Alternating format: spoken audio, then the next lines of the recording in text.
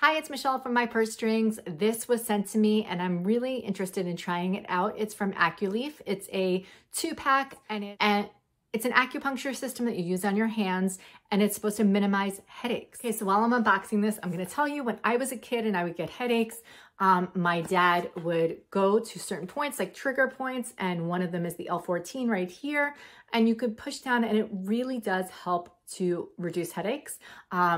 I've done this for my kids.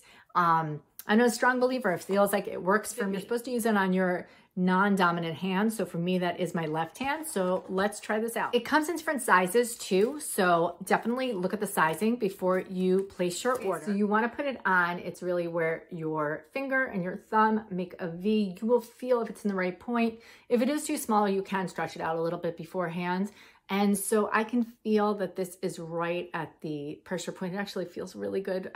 When you squeeze down, you definitely feel, you can definitely feel where the point is. So again, this is something I've been doing for a long time. I didn't know they made these, but I do this pretty regularly to myself and my kids to help reduce headaches.